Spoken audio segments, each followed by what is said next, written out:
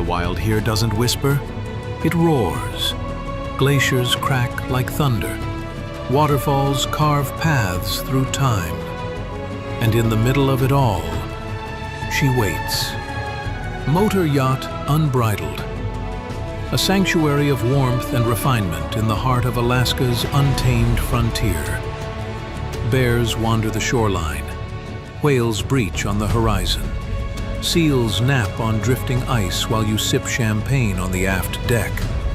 This isn't a cruise, it's a calling, and only the bold will answer.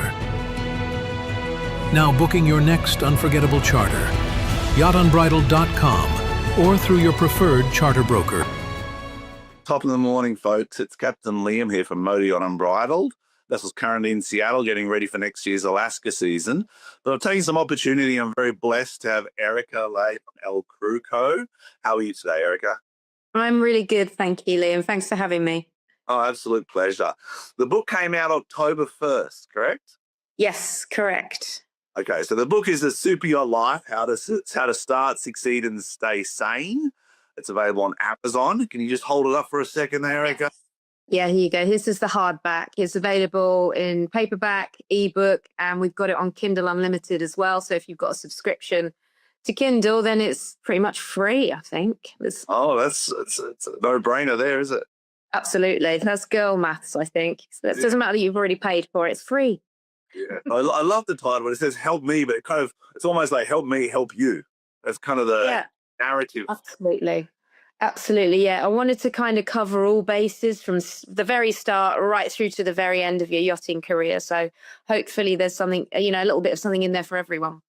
Yeah, well, tell me about your story though, Erica. How did you kind of come into this space of yachting, and what first drew you to the yachting sector? To the floating circus. Yeah, exactly. It was, this is always a tricky one to answer because it's kind of a long story. So I'll try and condense it down. But I had a corporate life. I was a grown-up in London once upon a time. And I just finished studying construction management at university, and I was sponsored through it by various construction companies. And I was a project manager. And at the end of university, I was like 6 or 7 years into a career. And I was like, I haven't had a year out. I need to just go and do that now. And then I'm going to come back and carry on with my career. So I started that year out, and I'm still on that year out 20 years later, as often happens. Life presents you with opportunities and off you go. But I worked as a diver for various dive operations. I started out in Spain where my parents were at the time. And then I went on to Mexico. And then from there, the course director asked me to go to the Bahamas to represent him and work with this dive operation. So off I went, quite happy with that. And again, it was just meant to be temporary, and ended up staying a year and a half, had the most incredible experience with these luxury charters. And then ended up coming back to Europe, came to Mallorca again, just temporarily, just passing through. Let's just see what's going on here. And I walked down the front and I was just like, good grief, look at all these boats. This is incredible. I mean, I've spent time in marinas over in the States and the Bahamas and in the Caribbean, and it's just nothing when you walk along the front of Palma and there's just 1,000 masts. So long story short, ended up working in a yachting office as a recruiter, as a recruiting assistant, which is a job I nearly took before I went into construction. So I kind of went, okay, well, let's give this a go then. And it turned out I really liked it. I was pretty good at it. So I stuck at it. And that was 2007. 18 years ago. So that's how I ended up recruiting in yachts. And then El Cruco, though. El Cruco I launched in 2013. I'd been working for a big Monaco company, a management company, for 5 years. And then, just decided it was time to go in my own direction. So, launched in the January of 2013 and haven't really looked back. It's been 12 exciting years. Well, as you know, reputation is everything in the space of yachting. I must say you've got an exceptional reputation. Everyone that I speak to or know you has just put you highest, echelon of the industry. And it's a tough industry, especially in recruiting. Yeah. I mean, that's it. And it's just, I've spent an awful lot of time living vicariously through hundreds, if not thousands of crew now. I mean, I'm like, gosh, it's been 18 years. I've been on dozens of boats. I've been really lucky with my clients. A lot of them have taken me on as like race crew for a bit of fun when they're over in Palma, and one of them took me to Sardinia, and it was just, it's been an incredible journey. But it's just, I think it's getting to know the people in the industry who I'm representing, and from both sides, from, captains, management companies, owners, and then, and captains, chiefs, heads of departments, all the way down to the greenies. But yeah, I think it's been a wild ride, put it that way. Yeah, well, I see it from my end. I'm just a simple, humble fisherman, I say. But I came from a diving background, so I was a dive instructor at 18, and kind of similar type of background. But then I was just driving these vessels. They just got bigger and bigger, and more crew and more crew. And it's the hardest thing I find as a captain is to try and find that crew member. So what's some of the things that kind of you look for to find that balance between what the captain's asking? Because captains, we can be quite vague. We're like, Erica, sort it out. Find someone to fill this role. And you're like, Captain's vague? Never. No. Well, and this is the thing. I think when you've been doing it as long as I have, and you're a bit of an old curmudgeon about the whole thing, it's I'm very good at reading between the lines. So, I can chat to a head of department or a captain. You tell me what you're after, so I'll get the nitty gritty. And as you know, being a captain, the easy bit is looking at the qualifications. It's like, okay, I'm looking for a chief officer. He's been on a 55 meter. Oh, that's similar to unbridled. Okay, it's been this charter and private. Very good. He's got his chief officer. Very good. His chief mate 3000. Oh, very good, very good. But then it's like, well, what about the person? So it's up to me to dig into the personality, and find out about the type of thing that the crew do. I mean, in the old days, you'd have that difference in crews. You'd have the barflies, the ones who are party, let's go. And then perhaps you'd have the calmer crews who are, we go for a hike, we go and do yoga. Nowadays, most people are a bit more focused on the wellness side, because, rather than partying hard and burning out. But yeah, it's more about and finding out the nationalities on board. That's always a big part of things, because the cultural differences. But I think the bigger the boat, often the more diverse the crew. And that's quite an important thing, because if you get too much of one nationality, they'll become the dominant race on board, and it kind of pushes other people back into the shadows a bit. We can't help it, it's what we do. If you have all British, we'll just take over, and there'll be cups of tea constantly throughout the day. If you've got South Africans, there's going to be biltong in the engine room. It's just one of those things. Exactly. But there's no magic, in my experience, and this might not sound right, but I try and really peak a crew for the purpose of that season. So you spend time building a crew, and I try not to use the word permanent or temporary even. I say our goal is to achieve the highest standard for this season, for this crew right now. And let's be patient together. Let's build a team. At the end of the season, let's review where we all are career-wise and make some decisions. And that's helped me achieve some good standards. But what it means, though, is there's no magic mix of nationalities or skill sets. It's more about the teamwork, how do you bring that unity? So what are some of the things you've seen in your career, your industry, looking at these? How do you see crew build a team? That's something that when crew join a vessel, how can they be part of that team? Because there's a period there of a month or two where they just don't know anyone, they're nervous. Oh God, yeah, 100%. I mean, you think starting in any new job in any industry, it doesn't have to be the yacht industry. There's that sort of settling in period. But I think everything in super yachting is sort of concentrated. The fact that we all have to live on top of each other. There's no going home at 5 o'clock. You don't clock out and go to the pub with your friends who are, a totally different industry. You're all over each other all the time. So it's essential that you click, and you have to do it fast, or you're probably out. I actually just wrote an article for DocWalk, and it was on it's about how to build the ultimate charter team.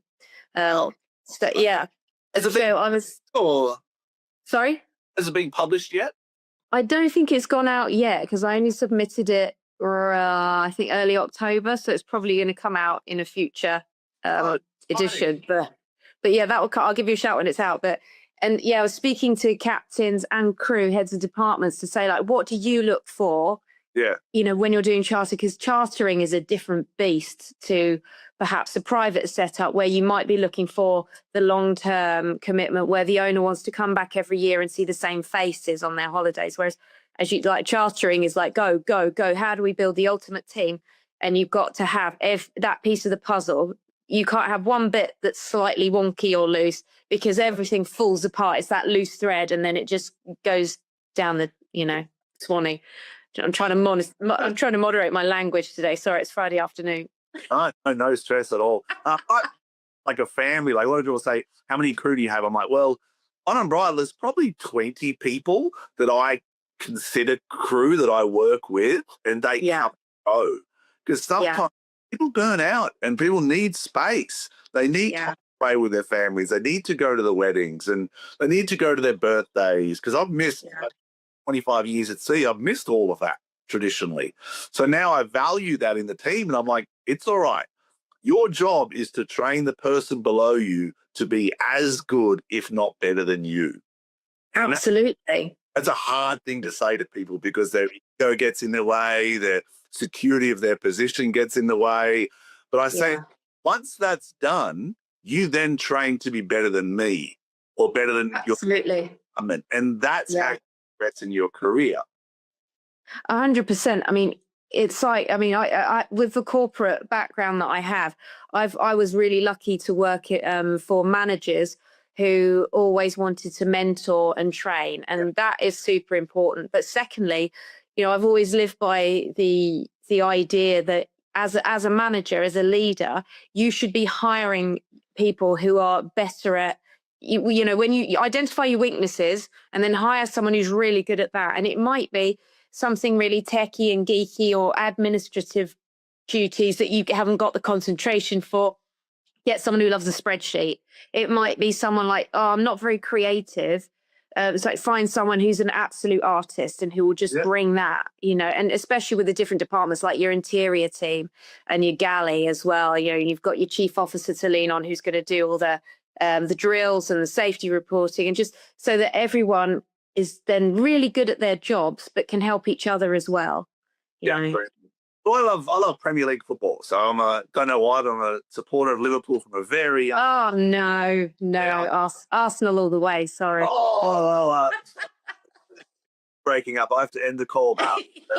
It's been great. So am I. I hope, well, I shouldn't say this, but I do hope you get the league this year. I really do. Arsenal, if anyone deserves a good fight and a good finish, it's Arsenal. But a lot of times this year, when I do the crew sheet for the guests when they arrive, we've got 12 to 14 crew. I've been putting it in a Premier League lineup where you see almost a different ranks and position. And I've really pushed home to the crew that you are not a junior crew. I'm not employing you as a less in terms of rank as someone. We are all Premier League players. We're employed professionally under a contract with a certain wage. We all have different agreements. Your job hold your position and support the crew around you.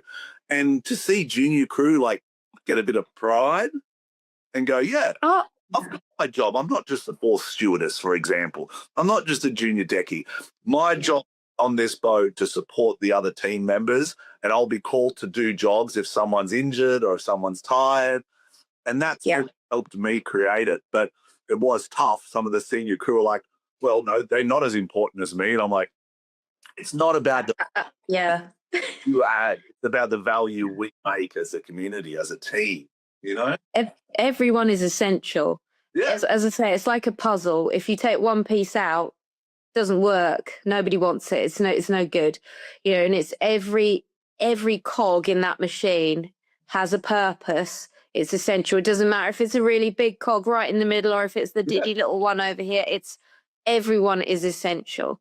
And it doesn't matter if it's private or charter, motor or sail, big or small. And actually more so, I think on the smaller vessels, it's always interesting to see that, because everybody has the big overlap, whereas in the larger vessels it's a bit more your department is a bit more your department, whereas when you're on a small boat, you'll have a captain opening a bottle of wine for the guests because the stew's busy and whatnot. But it's and I know it's so cheesy, but teamwork really does make the dream work. Yeah, like I love the crew I work with. I really value them all, and it's hard because I have to step back a lot. Like I say, I'm not the captain, I'm the coach. My job's to help you as a team achieve success. If it fails, I have to stand up and take the blame. That's it. It's on you. Yeah. If we fail, I think one time this year we kind of celebrated a failure in a small sense, and I was like, cool, that's okay. Let's celebrate that and let's acknowledge that and let's move forward. But tell us about the book. When did the seed start for a book? Was it kind of you were a recruiter, you saw these transition of crew? Well, yeah, it's something I've been asked to do. Like, people have said to me for years and years, when are you going to write a book? And I've always kind of like laughed it off, like, ha, yeah, don't be silly. And then this summer I just thought, right, let's get it done. So I've been writing for magazines, for Onboard Magazine, Dock Walk, Boat International, and actually started out with it was called Yacht Essentials and Crew Essentials, all at sea over in the Caribbean years ago. So I've been writing about, I've been writing about crew issues, and often about mental health issues, welfare, like as soft skills, and that side of the yachting industry and people's stories for years and years. And so I just thought, why don't I put it all in one spot?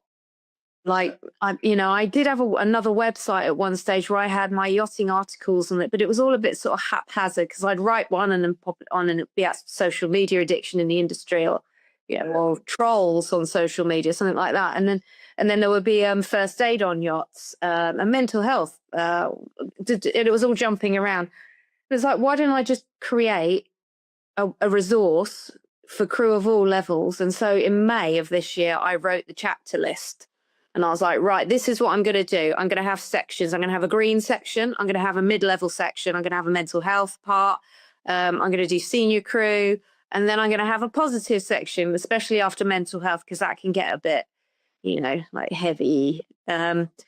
So, I wrote the chapter list, and then I just started writing each chapter and formatting them and whatnot, because a lot of it I've already written in some format somewhere for some magazine or newspaper or whatever. And I was like, right, let's just get this all together nice and neat and tidy. And I tend to hyper focus on projects. So I was just like, over the summer, July, August, I was like, let's get this done. So I just slashed it out, got it done, and off we went. Let's stay in the thing and let's knock it out, Yeah, that's it. And the thing is, when you work in recruitment, there are peaks and troughs in recruitment, and in the season, it's super, super busy in the springtime because we've got all the yachts coming in from winter or coming out of winterization, and they need crew. So we have a huge busy first half of the year. And then round about June, the yachts start clearing off for their season, and you get a few last minute changes and whatnot. But then generally for me, July, August and half of September are pretty dead. And then it starts up again October, November, some of December, and then it will go flat again over Christmas and New Year, and then starts again February, March. So when I have the downtime, I like, what can I do now? Right. And off I go and get stuck into something. Stories, because during those down periods, I'm sure there's times where it's, I need a chief stewardess tomorrow, or I need a deckhand tomorrow. Because always, always, is it? Yeah. I mean, there's a lot of the time, it's a lot quieter. There's not like the constant buzz, but then you will get the calls like, my God, my chief stewardess has just blown her knee out, or, my chef's had an accident in the galley and burnt their hand, and then, we need a someone in temporarily. So then it is all hands on deck, and it's go, go, go, go, go. And then back to whatever project I had my fingers stuck into. So what's getting the most kind of feedback on the book so far? What subject? What do you think's a hot subject in yachting at this stage? Oh gosh, I mean, the mental health always resonates still. I mean, I did think at one stage that the whole mental health talk was going to kind of go off the boil because there's so much out there now. Um, I mean, when I started writing about mental health years ago, it was all a bit, Yeah. mustn't talk about that. And especially for me, I'm British, it's like the stiff upper lip, everything's fine, it's not, Yeah. everything's crumbling. Yeah. But yeah, I'm still a lot of that, and I think there's been a lot of focus for the advice to the green crew Yeah. from one end, and then also I'm getting feedback from the captains at the other end of the spectrum saying like how interesting it is to relive what it was like as a greenie. Look, it's like you've reminded me of the struggles of that, and also a captain now would not be applying for jobs and work in the same way that green crew are today in 2025. I mean, I've seen the difference in the industry from 18 years ago to today is just incredible. But it's like that in every industry, whatever industry you're working in, things change. It's been 2 decades. But yeah, I think that the senior crew are finding it interesting. You mean in a positive sense, like the crew that are joining are a bit more professional? Is that kind of what you're saying, or? I just think that, I mean, yeah, I say professional. They have to do courses now, whereas 20 years ago, you could just rock up down the dock in Palma with your flip flops on, backpacking through Europe. And we had a lot of Australians and New Zealand that we don't really get as many of them now. And it would just be like, g'day, mate, got any work? And obviously, they'd hop on the pasta. It'll be like, yeah, come on, give us a hand. You ever done some varnishing? No, but, willing to learn, bed and board for a few days. And then a lot of these people ended up sailing around the world. Whereas now it's a much more sort of considered and thought out process. It's like, I'd like to become yacht crew. Right, I'm going to need my STCW. I need my ENG1 medical. I'm going to do a powerboat level 2. I'm going to do a stewardess course. Whereas before it was you kind of wing it. Now I'm going to do a barista course and a cocktail course, and it's like it becomes exactly. Now everyone needs a second skill. It seems like. Yeah, that's it. Or another language, or or I'm also a yoga instructor or a fitness instructor, or a personal trainer, or It's a very tough industry. I mean, I love it. I'm passionate about it.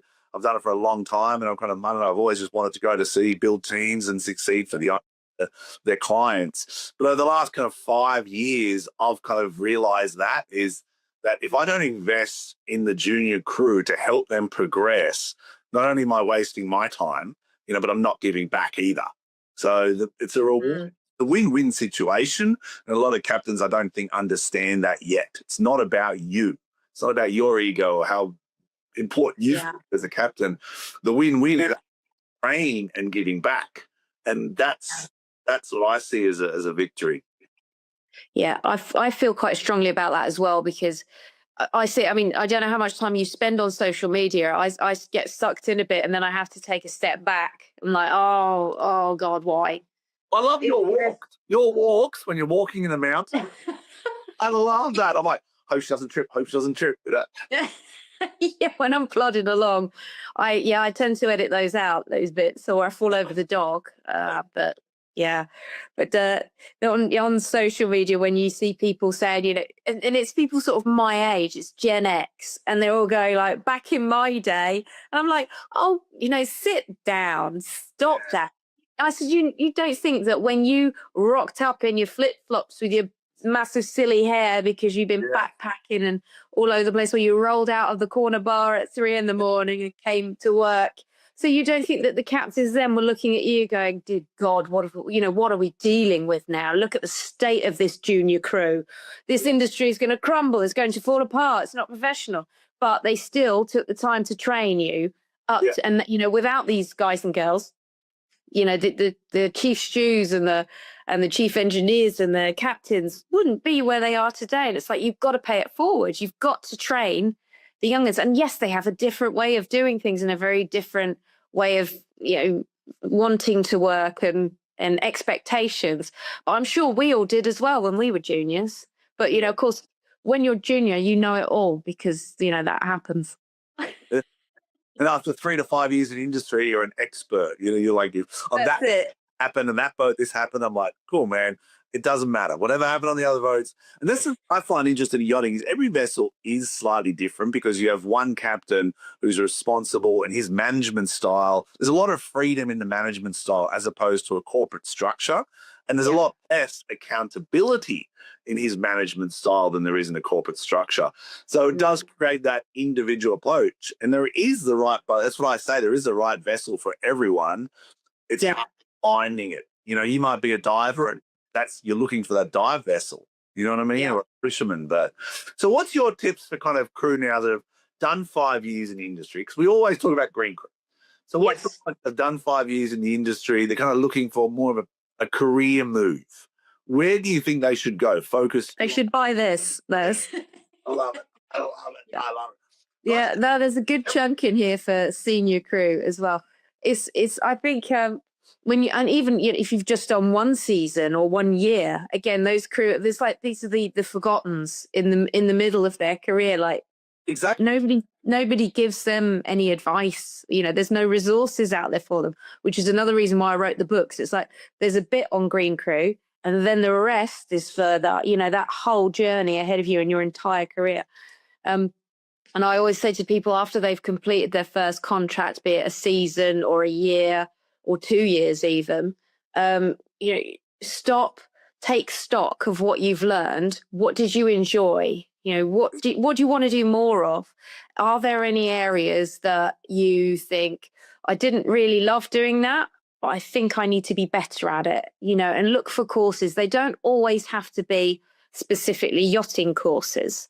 I mean, because everybody gets on, you know, that specific route. So if you're deck, you're right, I must start my training record book. I have to do my OOW. Yes, you know, and if you're engineering, it's like I've got to get on a boat over 350 kilowatts because I need to sign off for my small vessel program and all this sort of thing. But there's all the soft skills that kind of get neglected, and you know, they just sort of float away by the by in this industry. And interior crew now, of course, we've got the guest PYA career structure now, which is great. So you can get a COC in that. But I think, you know, we've got really for the soft skills is helm, and I don't love it. I don't know. I don't love it.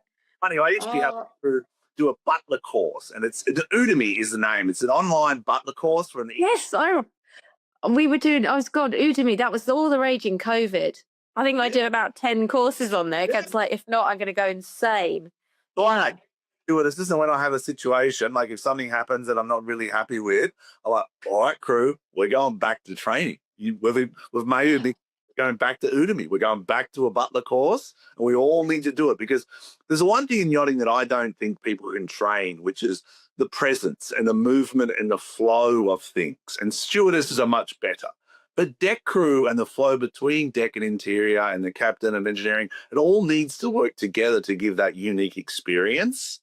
So the client goes from lunch to the aft deck, they relax, and the deck crew meets them patiently and not just full of energy. And then they slowly build the energy levels up, and then they bring the guests back calmly and safely and transition back into a calmer environment for the stewardesses. And that's where I think the space is, how do we do that dance to keep the guests moving, you know? Yeah. And how do you do it then? How do you train this into your crew? Repetition. Like we do. Okay, I'll pretend yourself, you and the other person, the two guests. You walk down the dock, you get picked up by the tender, you come around to the stern of the vessel. Even at the marina, we practice it. The stern of the vessel, you walk on board, stewardess greets you, let's practice. And then you say, what did we learn? Well, you didn't offer the hand, or you shouldn't have offered the hand. You didn't support the leg. Came up. You didn't introduce yourself. The chief stewardess didn't meet them on the swim platform, or whatever the flow is. And we pick apart the points without the pressure of the guests. Brilliant. Yeah. But that's not in a course. That's just me over the years seeing these mistakes going, why? No, that's it. That very true. And it's great because, I mean, it's like with any situation, you wouldn't, you know, again, in any industry, we should always practice what we're going to do before we do it for something like that, you know. And speaking to charter captains recently for that article I just wrote, they were saying one of the boats is like 100-meter plus motor yacht, and he was saying we practice before the guests come.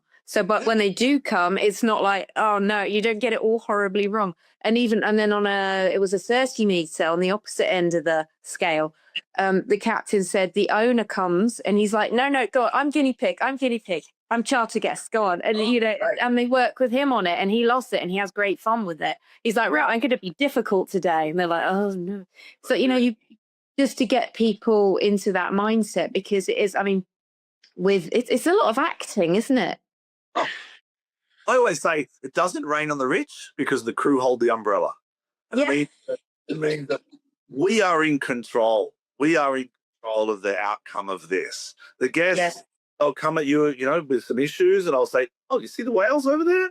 It's like, crew, learn to deflect. Learn to deflect the energies and any issues, and we try and work together with these guests. You can't be confrontational. You can't, you need to kind of distract and deflect, because you've got to create impossible dream.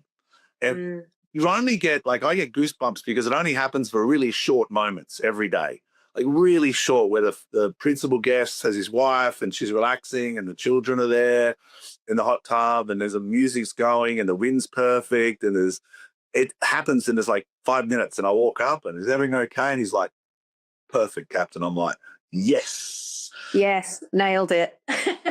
But that's so short, and then all of a sudden the flies come out, or something happens, or a boat washes too close. The thing you can't control, but you keep going for that short period. And that, when I train, my advice to crew is just keep hitting the ball towards the net. Just doesn't matter if you score or not.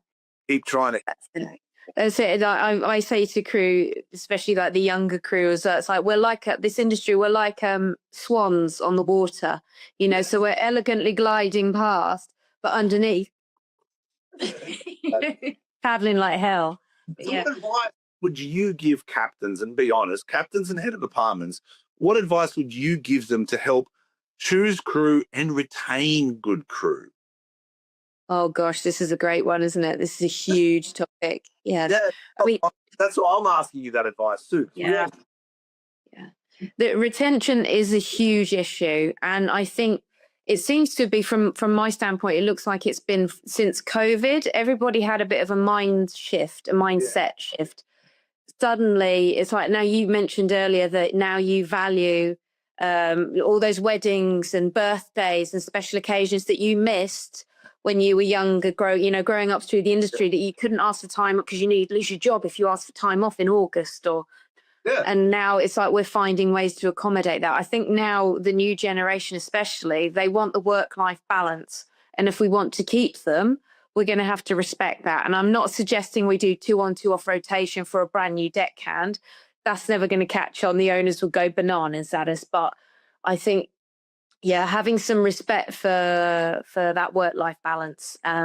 How we achieve that in this industry, I cannot answer that one for us right now, but I know with the senior crew, definitely rotation or just more freedom, more time off is what people are after these days. In the old days, it was like, money, give us all the money, throw money at me and I'll do anything you like. And now it's like, money's nice, but so is seeing my nana for her 90th birthday party, or being the maid of honor at my sister's wedding, or for some people, it's like, especially for the guys, like being at home for the birth of my son, which I'm horrified to hear that people missed things like that back at 10, 15, 20 years ago. So it's like, I couldn't leave the boss. It's like, oh my God, who are you working for? The day after my wedding, I was in the pool with my brothers and my family in Dominican, and the owner called up and said, we've got a charter. I need you to go back to the boat, or I need you to go back to the yacht. And I had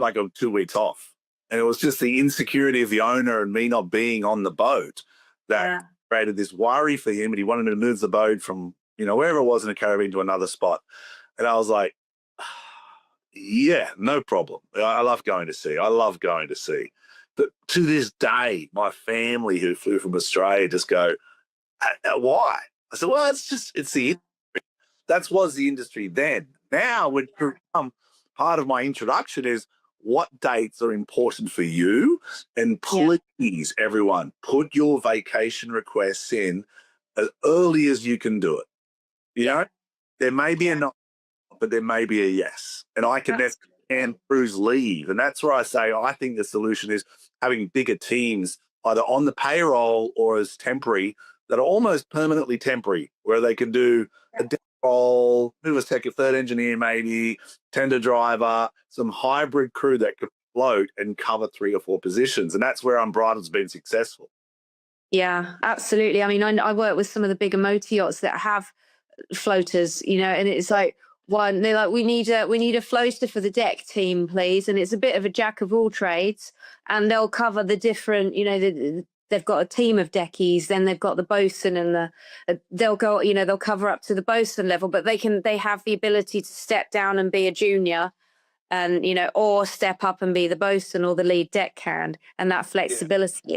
And also with the interior crew as well, having a stew who can jump on and relieve them all so they can have their time off if they're on maybe a 3 on 1 off kind of program. But I think it's easier to implement perhaps with private vessels when the owner knows what's happening, when they're going to come on board, when they've got their trips, because they're usually very organized and don't do the last minute thing as much. Whereas with charters, that's a more challenging thing, I think. But if you have really good rotation going on, where you've got the two people rotating are just slot in, they have their day handover and they just know each other very well. They're complementary to the way of working.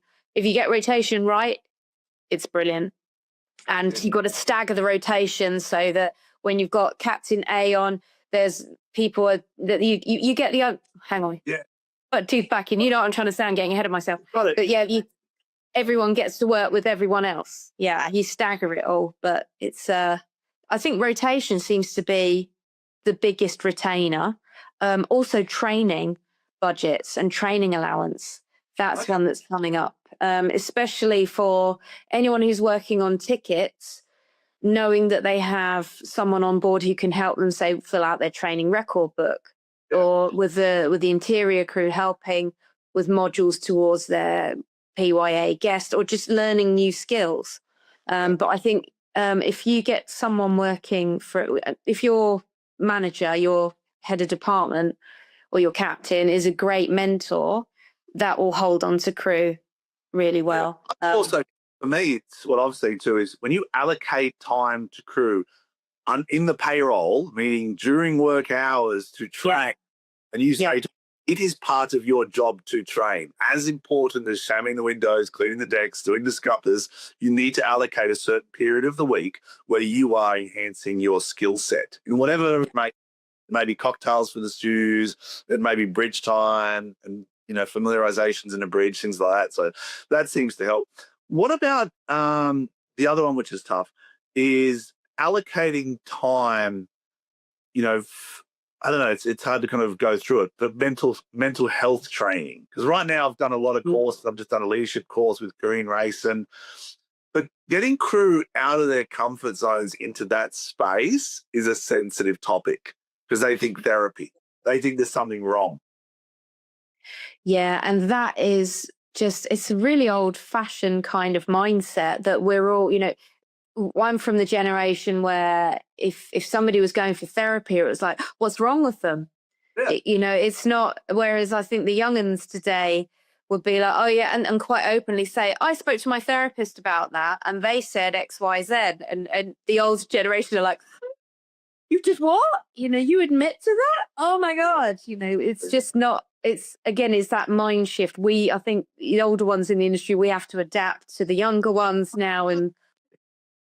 See, I didn't know that. You're saying the younger ones are more in tune with the mental health issues or the challenges, or yeah. I'll say so. Yeah. I'm not nervous to address it, but as a captain of a later generation with some great and I'm like, I don't want to upset you either. So I don't want to say this. But so the way I do it is say, individually you can do a course, or that together we can do a course. So it could be a team exercise. That's kind of the approach I'm going to use. Yeah, I think that's wise. And also it's having that open door policy. And you sound like you've got a very good relationship with all your crew, because you treat them all like equals, not like, not you don't, the hierarchy is there and it's respected, but there's that open door. You're approachable. So, junior crew aren't scared of you. I'll be honest. The negative of that is a lot of times the junior crew I don't know, it's hard to say. They go too quickly because of the opportunity I give them, and they exceed in their minds too quickly than build the foundation, and they feel like they're excellent, can't do anything wrong, they're irreplaceable. I'm like, I've been in yachting 25 years. Everyone's replaceable. Always remember that. So there's always this come to Jesus moment where you've got to remind people that this industry is very unforgiving. Like it's very unsympathetic and uncompassionate industry as a whole. And that's where the Premier League football comes in. Tomorrow you've played it out. And for some reason, and there's no reason to it. It's just, here's your notice period, here's your package. It's been a pleasure. Off you go. Yeah. It's something I say a lot to the younger crew is like, don't rush. Stop rushing, because everyone wants to get up. I want to be chief stew, and it's like no, don't do that yet. Because once you've been a chief or a head of department, it's very hard to then take a step back, because you could be a chief stew after a year and smash it and be good at it, and then you go onto another boat and you're way over your head and you realize, oh no, I only knew how to be chief stew on that yacht in that environment. It's like you expose yourself to all of them first. Work on different, and also, and I say to people, have fun first. You don't need that responsibility in your life. You're 25. Have some fun. See the world. Do stuff. Let loose. Be a little bit irresponsible. Not on board. Safety first. But you know what I mean. Enjoy your life a bit. Stop rushing to get to the top, and then once you're at the top, it can be a very lonely place when you have to be like, you're on watch tomorrow, and telling people off. I see a lot of. We've got a beautiful chief stewardess, Tiffany, now, and bless her. But we went through a couple of chief stews, and it was like Tiffany goes, and I said, Tiffany, would you like to have a discuss the opportunity? And she's like, no. I'm like, that's exactly the answer I wanted, because that means you're ready. You know what I mean? If you want to say no, it means that that there's things you don't know. Yes. You need to grow into that role. And that when I see that, and then the opposite is so many crew go, oh, I could do a second stew job. I'll do half a job anyway, or on deck. Yeah. And be bosun. It's like, well, you don't know how to paint, or you don't know how to fish. Yeah. That is a bosun's role, not just that you're strong looking and you can, run a jet ski. That's not a bosun's role. So really, the progression, it's very good advice, Erica. Be patient. Yeah. That's what I tell them. Patient, be so humble and patient that the progression becomes beautiful, and you see it on the red. That's it. Just that nice and slow and steady. Slow and steady wins the race. It's a marathon, not a sprint. We can put all those phrases and sayings in there, and it's true. But so what do you think about longevity? Because I have views. Well, as you probably gathered, I have a lot of opinions on a lot of things. So the only problem is Zoom cuts out after 1 hour, so I have to wrap it up. Okay, sorry. But I'm blessed. I've worked when I started my career, it was 2 years, do a course, 2-3 years on a boat, 2-3 years on a boat. That's kind of my longevity. Now I really into season, and I say, if you can get through 3 seasons on a boat, be blessed. Yeah. I want you to go through the challenges. I want to see you've pushed through the obstacles of a full season. And then, okay, had some downtime, you've had a holiday, do another season. And the crew I'm with now. And then I say, after a year to a junior crew, go look for another boat. But if you're not getting enough tender time, if you're not getting enough, you need another course. When I employ a junior green deckhand, I'm like, by the end of year 1, you must be going to your yacht master offshore. If you're not, I'm not going to renew your contract. And that's emotional for them. They're like, oh no, I'm dead serious. You need to get your yacht rating. You need to fill in your form and do your training record book in 1 year. And if you're not, then we're not going forward. And then that motivates, Yeah. Because I get a lot of captains who are saying, no, there's no longevity on that CV. I won't consider them. It's like, but you'd hire someone who's, say, done 1 year on one yacht. So they've been exposed to one team of people and one way of working, versus someone who's done 3 different yachts on 3 temporary contracts, because that was probably all they could get as well, because they were green. So they've taken every opportunity they could, and there's day work in between. So they've been exposed to loads of different ways of working, different leadership and management styles. They've had guests from all over the world. They've been exposed to some, they've lived in different crews, and they've got a bunch of references that all say, what a good kid, give them a chance. And they get overlooked. And that really, really annoys me, because I think, both candidates are excellent. Both have excellent references. But this one's probably a bit more flexible because they've done everything. You've done so many different things in one short space of time, and are more likely to adapt. It comes down to working with a professional like you who's checked references. In the end of the day, that's the key. If you check a reference, app says, great guy, I just couldn't, he was just doing a relief position and I couldn't find a role for him. And I'm like, but he's a good guy. He's a great guy and he can drive a tender. That's the reference. So working with professionals like yourself, to me, is the key to good crew placement. Yeah, agreed. Yeah. And I think a lot of captains are discovering that or rediscovering that after where they give it a go themselves. It's like, I might save the boss a few quid. It's like, but you've spent like hours and hours and hours. You've pulled all your hair out. You hate it. It's a horrible part of your job. Whereas you can outsource it to someone like me who loves it because, I'm a weird person like that. I love the recruitment and the interviewing and the reference checking and matching people up. It gives me a huge buzz. Captains hate doing it, and we know that. And it's like, so just let me do it, and you can do your actual job, your real job of running that vessel safely and securely for the owner. So I appreciate you saying that, because that's how I feel. It's like, you don't paint something yourself. You get a professional painter. You don't paint it. So if you're going to do something as important as crew, which is one of the most, if not the most important part of it, yes. Anyway, we're going to wrap up before it cancels. One more time. Tell us how they can find you. What are your thoughts? This is Superyacht Life, how to start, succeed, and stay sane. This is your one-stop 400-page Bible. So this is your guide for your journey in the yacht industry from start to finish. And it doesn't matter if you're at the start or even near the end. There's even exit strategies in here. There's mental health. There's all sorts of good stuff in here. You can find it on all Amazon platforms in various formats, and you can find me all over the internet. So just search my name, Erica Lay. I'll come up. I'm on TikTok, Instagram, YouTube, Facebook, and I have a website. So there you go. Thank you for your time. It's incredibly valuable, and I really appreciate it. I also thank you for what you do for the industry, for the junior crew, the senior crew, and that book is going to be an insight that people can use to build their own level, and they can refer to it. And during tough times in the middle of a season, they can flip back and go, all right, what's making That's what I hope. Yeah, that's really what I hope. Thank you so much for having me, Liam. It's been a pleasure.